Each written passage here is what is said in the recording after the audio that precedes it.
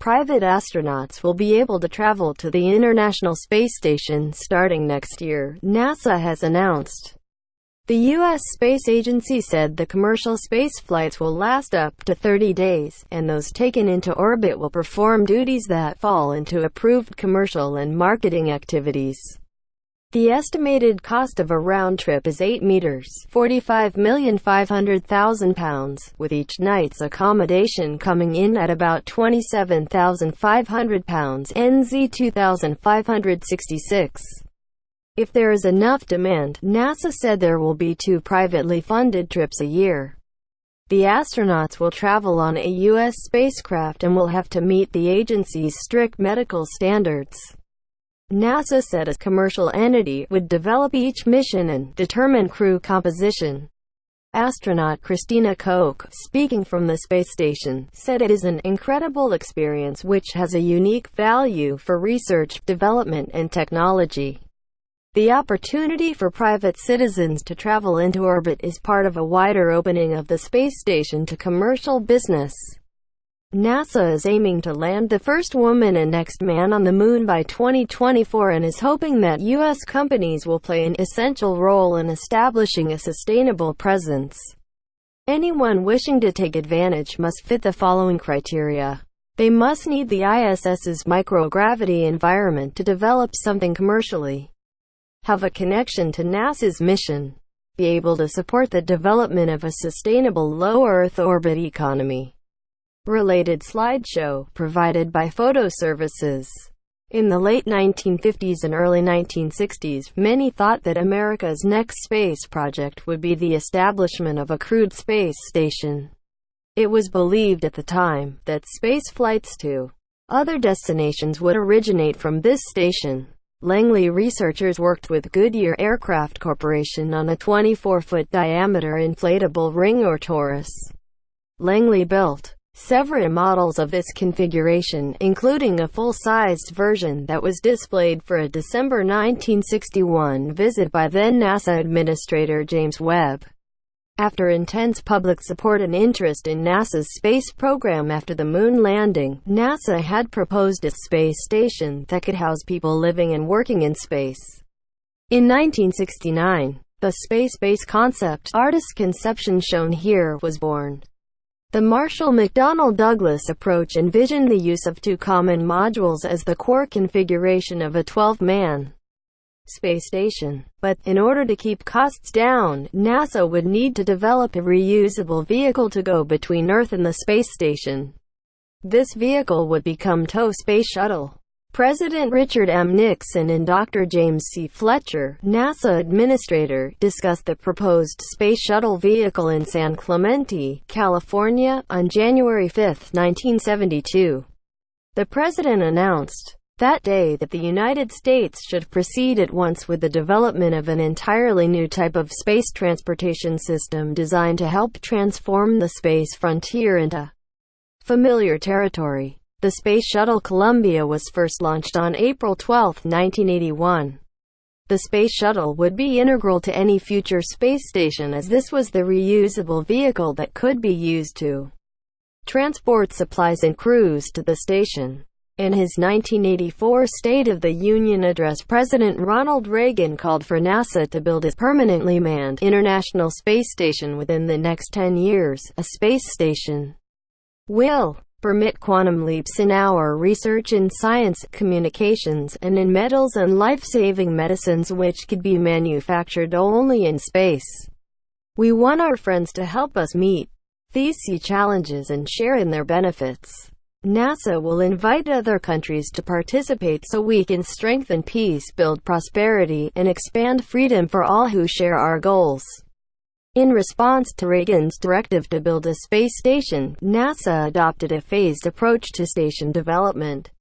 This approach provided an initial capability at reduced cost to be followed by an enhanced space station capability in the future. This illustration depicts the dual-keel space station, a configuration with enhanced capabilities. Costs for the space station Freedom escalated in the redesigned Alpha artist's concept shown here was ordered by President Bill Clinton. This version also included parts of Russia's Mir-2 space station to help lower costs. This prototype eventually became the International Space Station we know today.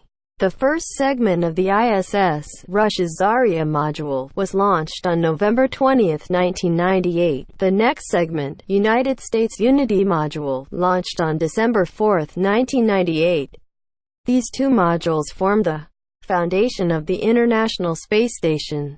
Pictured, International Space Station with connected Zarya and Unity modules.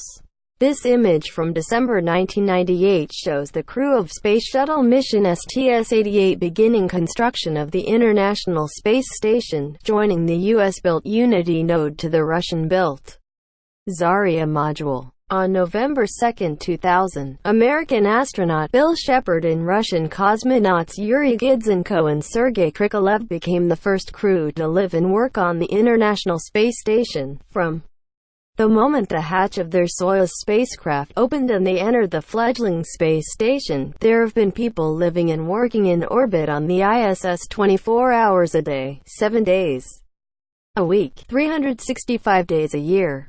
On February 10, 2001, the crews of the Space Shuttle Atlantis and the International Space Station installed the U.S. Destiny Laboratory onto the station.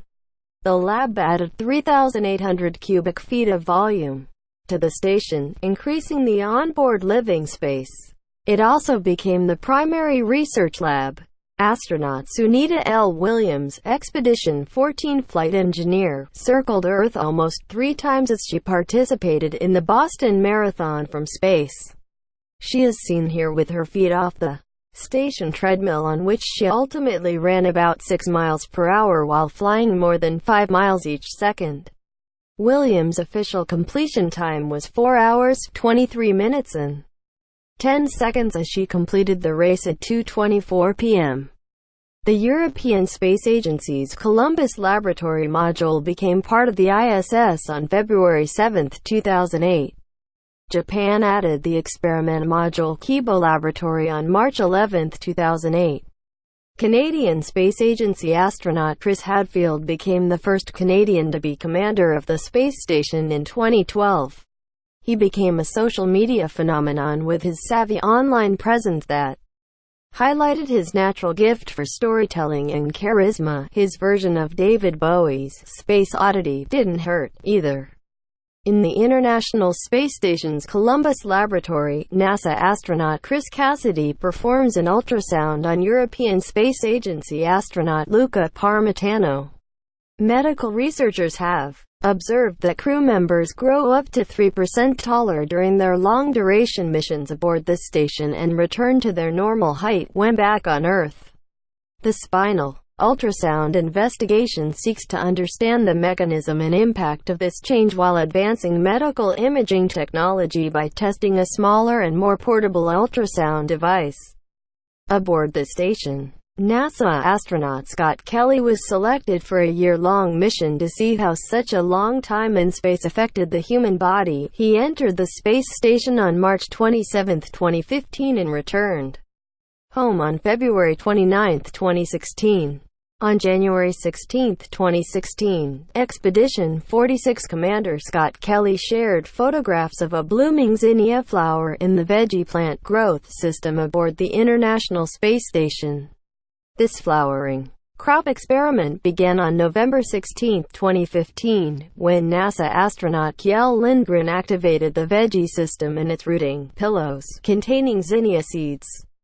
The challenging process of growing the zinnias provided an exceptional opportunity for scientists back on Earth to better understand how plants grow in microgravity, and for astronauts to practice doing what they'll beta sked with on a deep space mission, autonomous gardening. As of November 2018, more than 205 spacewalks have been conducted from the space station. Pictured, NASA astronaut Andrew Feustel during the STS-134 mission's third spacewalk.